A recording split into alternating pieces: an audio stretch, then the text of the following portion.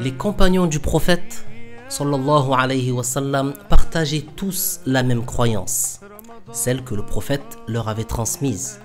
Cette croyance est celle qu'on appelle la croyance de Ahlus Sunnah. Mais qui sont précisément Ahlus Sunnah, les sunnites? Qu'ils soient du Maghreb, d'Afrique, du Moyen-Orient, de Turquie, d'Inde, d'Asie centrale ou d'Asie du Sud-Est, ce sont ceux qui suivent l'enseignement du prophète, la sunna du prophète sallallahu alayhi wa sallam, et ils représentent la grande majorité des musulmans à travers le monde. Parmi les figures emblématiques de Ahlus Sunnah, deux grands savants se distinguent. Leur savoir, leur ascèse et leur dévouement à la voie de notre bien-aimé Muhammad sallallahu alayhi wa sallam ont marqué l'histoire de l'islam. Au IIIe siècle de l'Hégire, dans une époque où de nombreux groupes déviants se sont multipliés, ces deux hommes ont honorablement défendu la croyance véritable. Plongeons-nous dans l'histoire de ces deux figures exceptionnelles, Abul Hassan al-Ash'ari et Abu Mansour al-Maturidi.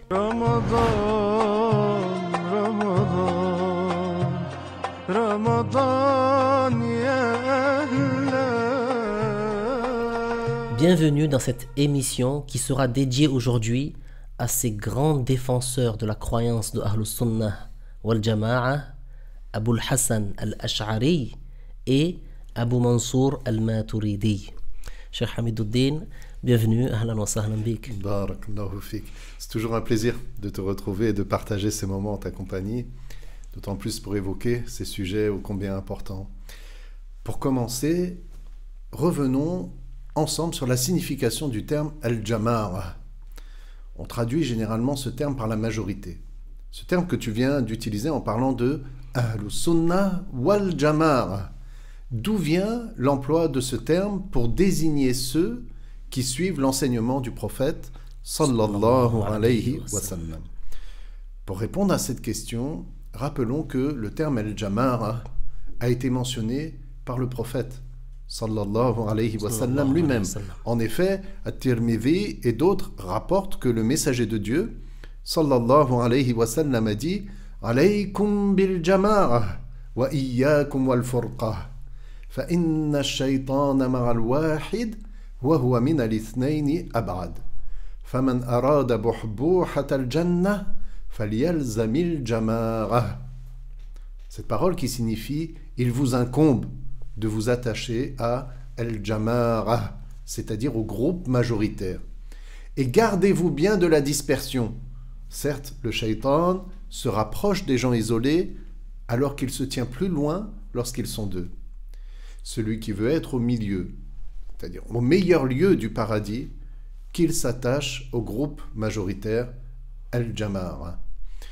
Et le prophète sallallahu alayhi wa sallam a dit également وَإِنَّ هَذِهِ الْمِلَّةِ سَتَفْتَرِقُ عَلَى 73 فِرْقَةً 72 في النار وواحدة في الجنة وهي الجماعة. Ce qui signifie cette communauté se divisera en 73 groupes. 72 iront en enfer et un seul ira au paradis. Il s'agit du groupe majoritaire, il a dit al-Jama'a. Et on peut préciser que le prophète sallallahu alayhi wa sallam a utilisé le terme as-sawadul a'zam, qui signifie la grande majorité, et al-jumhur, qui signifie la majeure partie de la communauté. Et ça, c'est pour désigner al-jama'a, comme cela est rapporté dans une autre version de ce même hadith, kulluhum finnar illa as-sawadul a'zam, qui signifie ils seront tous en enfer sauf la grande majorité de la communauté, as-sawadul a'zam. Donc dans le hadith que tu as cité, notre bien-aimé, le prophète sallallahu alayhi wa sallam, nous a appris que cette communauté sera en proie à la divergence et qu'elle se partagera en groupes qui iront tous en enfer sauf un seul. Et il nous a également indiqué comment reconnaître ce groupe. Et ceci grâce à un signe distinctif. C'est quoi ce signe distinctif? À savoir qu'il s'agit du groupe majoritaire, al-jama'a, c'est-à-dire la grande majorité, as-sawadul a'zam, et aussi jumhurul ummah, la majeure partie de la communauté, et alhamdulillah, la louange est à Allah pour cela. En effet, et je rebondis sur ta dernière remarque pour souligner que depuis l'époque du prophète, alayhi salatu wassalam, jusqu'à la nôtre, la majeure partie de la communauté est sur une même voie concernant les fondements de la croyance, qui est celle des compagnons et du prophète, sallallahu alayhi wa sallam. Même si c'est vrai, il existe à notre époque des manquements dans la pratique chez une partie de la communauté. Allah Ta'ala nous protège et nous accorde le maintien sur la voie pure du noble messager, sallallahu alayhi wa sallam. Amin ya rabbal alamin. Le prophète alayhi salatu wassalam avait donc annoncé que sa communauté se diviserait. Et il nous a enseigné quel groupe suivre en le désignant par Al-Jama'a. La voie de Al-Jama'a étant celle sur laquelle étaient les compagnons du prophète alayhi salatu wassalam. Arrêtons-nous quelques instants afin d'apporter un peu plus de détails précieux sur la croyance des compagnons. Les compagnons du prophète Muhammad sallallahu alayhi wa sallam avaient tous la même croyance. C'est la croyance que le prophète sallallahu alayhi wa sallam leur a enseignée. La croyance de Ahlus Sunnah wal Jama'a. Ahlus Sunnah wal Jama'a sont donc les gens qui suivent la tradition du prophète sallallahu alayhi wa sallam. Ils représentent la grande majeure partie de la communauté. Ils représentent la grande majorité des musulmans. Et on les appelle en français les sunnites. Effectivement, c'est de là que vient le mot sunnite. Ahlus Sunnah wal Jama'a. Et les musulmans sunnites ont tous pour croyance que Dieu n'a pas d'associé dans la divinité, que Dieu n'a aucune ressemblance avec les créatures, que Dieu n'est pas un corps, qu'il est exempt de la direction, de la limite, de l'endroit. Ils ont tous pour croyance que Allah est le créateur de toutes choses, que ce soit les substances ou les actes. Tous ont la croyance qu'il n'est rien qui entre en existence sans que ce soit par la volonté de Allah, conformément à sa science et par sa toute-puissance. Aussi, ils ont tous pour croyance que Allah a envoyé les prophètes, alayhimus salam, annonciateurs de bonnes nouvelles et avertisseurs d'un châtiment. Ils avertissaient contre le châtiment. Le premier d'entre eux étant Adam alayhi salam. Et le dernier d'entre eux est notre maître, le prophète Muhammad sallallahu alayhi wa sallam, le maître des fils de Adam dans leur totalité. Ils ont tous pour croyance que les prophètes alayhimus salam sont les meilleures créatures de Allah et que Allah les a tous spécifiés par le fait d'être protégés et par le fait d'être préservés de la mécréance, des grands péchés, tout comme des petits péchés de bassesse, de toutes les choses indécentes et des maladies repoussantes. De plus, Ahlus Sunnah wal Jama'a ont tous pour croyance que l'enfer et le paradis existent tous les deux, ils existent tous deux actuellement, et qu'ils n'auront pas de fin. Ils reconnaissent tous la résurrection au jour du jugement, le rassemblement, le jugement, le châtiment, la récompense et tout ce qui nous est parvenu dans la religion au sujet de l'au-delà. C'est vrai, et donc tout cela fait partie de la croyance des musulmans, comme elle a été enseignée par le prophète, sallallahu alayhi wa sallam. Mais déjà, à l'époque des compagnons, des idées contraires à la croyance du prophète, sallallahu alayhi wa sallam, avaient commencé à faire leur apparition parmi des personnes ne faisant pas partie des compagnons. Alors, justement, les compagnons comme Ibn Abbas et d'autres que lui ont immédiatement répliqué contre ces idées contraires à la croyance musulmane avec des arguments. Si les choses étaient comme ça à leur époque, que dire alors de l'époque qui vient après celle des compagnons? c'est-à-dire l'époque des 4 grands imams fondateurs d'écoles de jurisprudence, que sont l'imam Abu Hanifa, l'imam Malik, al-Shafi'i et l'imam Ahmad. En fait, après l'époque des compagnons, les idées déviées se sont multipliées. Certains ont renié la prédestination et ont prétendu que l'homme créerait ses propres actes. D'autres ont été jusqu'à prétendre que Dieu ressemblerait à ses créatures. Et comme la multiplication des déviances représentait une épreuve à l'époque des successeurs des compagnons et de leurs successeurs, les savants de l'islam tels que Abu Hanifa, Malik, al-Shafi'i et Ahmad ibn Hanbal, que Dieu les agrée, ils ont œuvré à la préservation de la croyance musulmane. Ils ont répliqué, donné des arguments, puis plus tard, vers la fin du IIIe siècle de l'Hégire, là, l'influence des idées contraires à l'enseignement du prophète, sallallahu alayhi wa sallam, s'est accrue, elle a augmenté. Donc, après la mort du prophète, sallallahu alayhi wa sallam, des croyances contraires sont apparues. Les compagnons ont immédiatement répliqué par l'épreuve. Malgré tout, certaines idées se sont propagées après l'époque des compagnons, et là, les savants de l'islam, dont les 4 fondateurs des écoles qui sont connus à nos jours, se sont chargés de répondre et de défendre la croyance du prophète sallallahu alayhi wa sallam. Et c'est justement vers la fin du IIIe siècle de l'Hégire que les grands imams Abu al-Hasan al-Ash'ari et Abu Mansour al-Maturidi sont apparus. Dans ce contexte difficile, alors que beaucoup de groupes déviés ont émergé, Allah tabaraka wa ta'ala a fait apparaître, avant la fin de ce siècle, 2 très grands imams. L'un d'eux était arabe et l'autre ne l'était pas. Mentionnons d'abord celui qui n'était pas arabe, l'imam Abu Mansour al-Maturidi.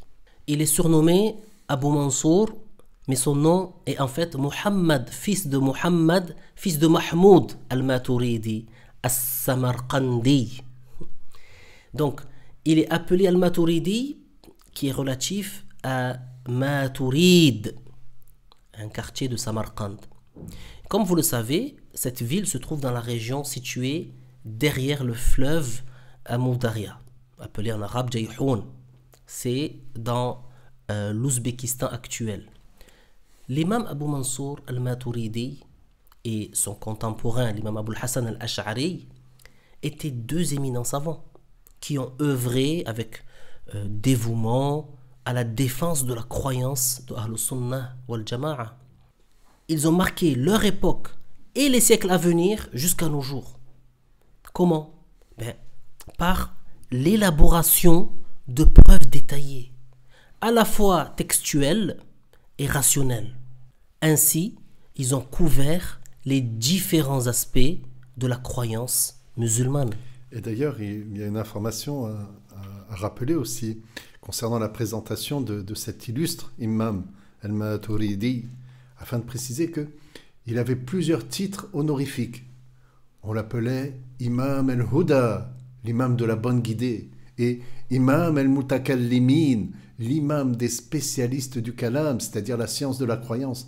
Ces appellations, ainsi que d'autres surnoms qui lui ont été donnés, ça témoigne de son statut éminent parmi les musulmans de son époque et de la reconnaissance que lui ont accordé les historiens. Cependant, malgré sa grande renommée et l'influence du groupe al-Maturidiyya qui se rattache à son enseignement, peu d'historiens se sont penchés sur sa biographie en détail, contrairement à l'imam al-Ash'ari, pour lequel on pourra donner un peu plus de détails sur sa biographie. Oui, mais on sait toutefois que l'imam Abu Mansour al-Maturidi est un savant du IIIe siècle de l'Hégire. Les références n'ont pas cité l'année de sa naissance avec précision, mais il est possible de dire qu'il est né durant le règne du calife abbasside al-Mutawakkil. Par ailleurs, sa naissance a précédé celle de l'imam Abu al-Hasan al-Ash'ari d'une vingtaine d'années environ. Et l'imam Abu al-Hasan al-Ash'ari est né en l'an 260. C'est d'ailleurs pour cela qu'on a commencé par parler de lui. Parmi les informations qui nous sont parvenues à son sujet, entre autres, il y a qu'il est né dans une famille profondément investie dans les sciences religieuses. Dès son plus jeune âge, il a été initié à ses connaissances et il s'y est consacré avec assiduité. Jamais il n'a fléchi dans son engagement pour la da'wah, appelant inlassablement à la voie de Ahlus Sunnah, en la défendant avec conviction, en s'y attachant fermement. Donc son ardeur ne s'est jamais affaiblie lorsque il s'agissait d'étudier, de transmettre la science du kalam, la science de la croyance musulmane. La science du kalam, c'est la science de la croyance musulmane. Il s'est distingué par la rédaction d'ouvrages qui sont approfondis, la formulation d'arguments solides et aussi l'établissement de preuves en faveur de la croyance de Ahlus Sunnah. C'est important de rappeler que la science de ces cheikh remonte à l'illustre imam Abu Hanifa, ce célèbre savant émérite, dont la réputation bien sûr n'est plus à faire. Oui, il faut savoir que ces connaissances couvrent l'explication du Coran honoré, les fondements de la jurisprudence, ainsi que la science de la croyance, et aussi les ramifications de la science de la croyance et d'autres sciences. Il a étudié avec rigueur tant les sciences rationnelles que les sciences rapportées. Et il s'est mis à approfondir chacune d'elles, avec méthode, avec perspicacité. Et grâce à cette maîtrise, il a su saisir les subtilités les plus précises jusqu'à devenir un imam éminent en jurisprudence, en interprétation du Coran et en sciences du kalam. Après avoir acquis une vaste connaissance, il s'est consacré à l'enseignement, à l'écriture. Il a composé des ouvrages précieux, masha'Allah. Il a dédié sa vie à la défense de l'islam et au soutien de Ahlus Sunnah wal Jama'a. Si bien que les savants l'ont reconnu comme étant un grand imam, un imam éminent, ardent défenseur de la religion et pilier de la croyance sunnite, que ce soit par son savoir et son éloquence. Il a su, par la grâce de Dieu, triompher des Mu'tazila et des innovateurs égarés, en les réfutant avec des arguments solides jusqu'à les réduire au silence. Que Dieu le rétribue en bien, Inch'Allah, pour ce bien pour la communauté. Penchons-nous maintenant sur le deuxième illustre défenseur de la croyance de Ahlus Sunnah dont nous voulions parler ce soir. Abul Hassan al-Ash'ari. Tout à fait. Celui qui était arabe, c'est Abul Hassan al-Ash'ari. Et lui vivait en Irak. Au même titre que l'imam Abu Mansour al-Maturidi, dont on vient de parler, lui aussi, il a répliqué, lui ainsi que ses élèves après lui, aux différents groupes égarés qui sont apparus, et il a rappelé la croyance correcte en l'appuyant avec les preuves rationnelles et les arguments textuels de la religion, jusqu'à ce que les gens de l'égarement reculent et soient mis en échec. Donc, les imams Abul Hassan al-Ash'ari et Abu Mansour al-Maturidi sont devenus les deux grands imams de référence des sunnites qui sont venus après eux. Tout à fait. Tous deux, alhamdoulilah, ils ont œuvré pour défendre la croyance du prophète sallallahu alayhi wa sallam et des compagnons grâce aux preuves textuelles et aux preuves rationnelles. Al-Ash'ari et Al-Maturidi ont protégé la même croyance, la croyance des musulmans sunnites du monde. C'est la croyance des musulmans du monde entier, qui est celle des compagnons, qui est celle du prophète sallallahu alayhi wa sallam. Et c'est un travail colossal pour lequel la communauté tout entière leur est reconnaissante. Tout à fait. Donc parlons maintenant de l'imam Abul Hassan al-Ash'ari. Son nom est Abul Hassan Ali Il est né, comme tu l'as dit, en l'an 260 de l'Hégire, dans la ville irakienne de Bassora. C'est un descendant du compagnon du prophète Abu Moussa al-Ash'ari, qui est originaire du Yémen. Donc Abu Moussa, qui s'appelait aussi Abdullah, fils de Qais al-Ash'ari, était un compagnon dont le messager de Allah sallallahu alayhi wa sallam a fait l'éloge.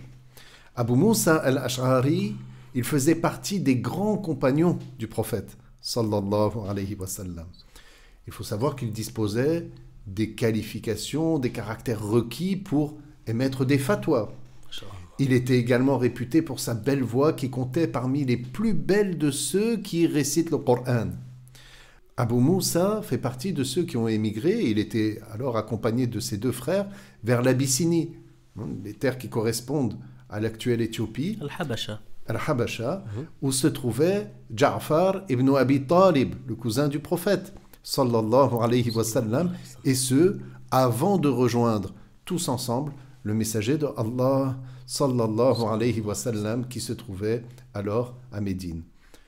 Allah a accordé à Abu Moussa une descendance dotée d'une grande compréhension.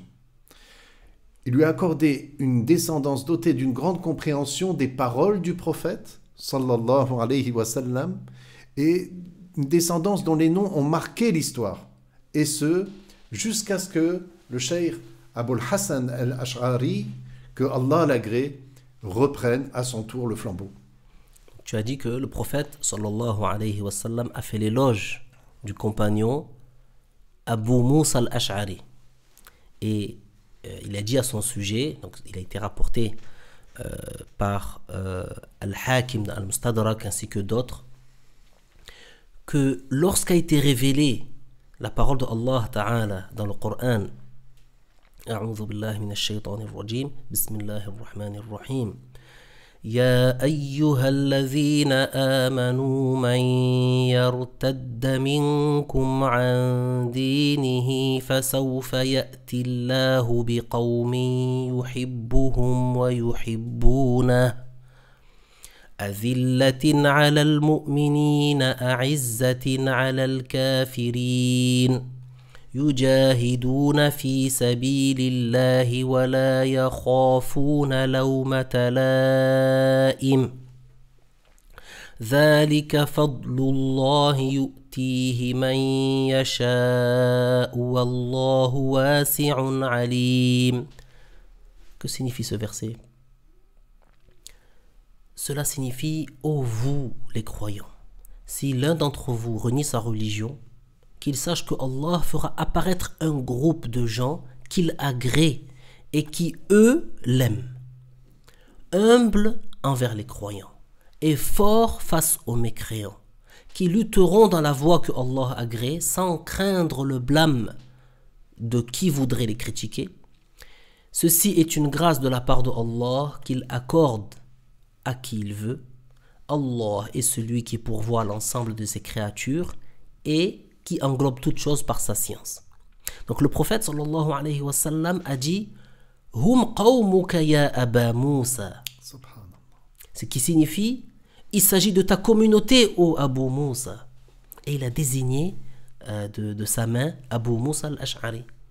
Ce groupe de gens que Allah agrée, c'est donc les descendants du compagnon de Abu Moussa al-Ash'ari. D'ailleurs, l'imam al-Qushayri a dit ceux qui suivent Abul Hassan al-Ash'ari font partie de la communauté de Abu Moussa al-Ash'ari. En effet, il est l'ancêtre de Abul Hassan al-Ash'ari. Donc ce hadith, c'est une bonne nouvelle pour les Ash'arites, qui sont de Ahlus Sunnah wal Jama'a, et une telle bonne nouvelle de la part du prophète sallallahu alayhi wa sallam n'a lieu que pour quelqu'un qui a une croyance correcte. Juste à titre de clarification, pour ceux qui nous regardent, quand on dit Ash'arite, on vise ceux qui suivent l'imam al-Ash'ari. Les Ash'aira ou les Ash'arites sont ceux qui ont suivi les arguments donnés par l'imam Abu al-Hassan al-Ash'ari pour défendre la croyance des sunnites. Et si les Ash'arites avaient eu une mauvaise croyance, le messager sallallahu alayhi wa sallam n'aurait pas dit d'eux hum qawmu hadha, qui signifie c'est la communauté de cet homme, en désignant Abu Musa al-Ash'ari. Et c'est pour expliquer le verset qu'on a cité et qui parle de gens que Allah agrée et qui eux aiment Allah. Allah n'agrée pas quelqu'un qui a une croyance qui est contraire au livre révélé par Allah Azza wa Jal, Al-Qur'an. Et on comprend donc que les Ash'arites sont sur la voie agréée par Allah et alhamdulillah pour cela. Non. Si on se penche sur la biographie de cet imam, Al-Ash'ari, on trouvera qu'il a suivi durant un certain temps la voie des Mu'tazila. C'est donc important d'éclaircir sur ce sujet pour comprendre comment il est devenu par la suite le défenseur de la croyance sunnite de son époque, dans la région où il était. Comme on l'a dit, il descend de Abu Musa al-Ash'ari et sa famille est clairement sunnite. Mais il a suivi la voie des Mu'tazila pendant une période. Pendant une période de sa vie, il a suivi les Mu'tazila. Et il était un élève du dénommé Abu Ali al-Jubba'i, qui faisait partie des chefs des Mu'tazilites. Et le fait est que cet homme s'était marié avec la mère de Al-Ash'ari après le décès de son père. Donc Abu al-Hassan al-Ash'ari avait adopté la voie du mu'tazilisme et il s'y était engagé à tel point que il est devenu une des figures de ce mouvement, qui est un mouvement déviant. Mais après avoir réalisé l'aberration de ce courant et de ses nombreux égarements, il a fini par l'abandonner pour se repentir. Il s'est repenti et il est revenu à la voie du salut, la voie de la raison, la voie de Ahlus Sunnah wal Jama'a, celle des sunnites, et désavouant ainsi la croyance des Mu'tazila. Donc il a été influencé par le mari de sa mère et l'a suivi dans la voie des Mu'tazila. Voyons ensemble maintenant ce qui l'a amené à rejeter ce courant finalement. En fait, subhanallah, Allah lui a montré l'invalidité de leur croyance. Et il s'est repenti suite à certains événements qui ont eu lieu. Le premier événement est raconté par Ibn Asakir dans son livre Tabinu Kadhibil Muftari Fima Nusiba ila al-Imam Abi al-Hassan al-Ash'ari, dont le sens en français du titre est très explicite, justement dans la défense de l'imam al-Ash'ari. En effet, le titre est le dévoilement des mensonges des calomniateurs en ce qui a été attribué à l'imam Abu al-Hassan al-Ash'ari. Donc, Ibn Asakir a dit dans ce livre, Abu Ali al-Jubba'i, le beau-père de al-Ash'ari, était faible dans les débats, à tel point que lorsqu'il voulait débattre avec quelqu'un, il envoyait al-Ash'ari à sa place. Et un jour, il l'a remplacé dans un débat et al-Ash'ari a été battu dans le débat. Il n'a pas trouvé de réponse en fait. Al-Ash'ari était accompagné ce jour-là par un homme du commun qui a alors lancé des amandes et du sucre. Ça, c'était leur habitude, soi-disant, pour le féliciter d'avoir gagné le débat. Mais al-Ash'ari lui a dit « Tu n'as rien fait de bien. Mon adversaire m'a battu dans le débat et il a donné la preuve claire. Et je n'ai pas trouvé de réponse. Il méritait donc le lancer des amandes et du sucre plus que moi. » Subhanallah, regardez comment cette histoire montre l'équité de Al-Ash'ari. Tout à fait. Il a avoué que son adversaire l'avait battu. Donc cet événement-là était le premier qui l'a poussé à se poser des questions sur la croyance des Mu'tazila. Il a longuement réfléchi à ce qu'avait dit son adversaire et il s'est repenti du mu'tazilisme un certain temps après cette histoire. Mais entre-temps, un deuxième événement a eu lieu. Mais ce deuxième événement, c'est ce dont nous parlerons lors de notre prochaine discussion. Donc, nous comptons sur vous, ainsi que vos proches et bien-aimés, pour suivre la seconde partie retraçant la vie de ce héros, de cet illustre savant, Abul Hassan al-Ash'ari, que Dieu nous réunisse sur le bien et vous accorde, ainsi qu'à nous, les bénédictions de ce mois éminent. Amin. Amin. Wassalamu alaykum wa rahmatullah.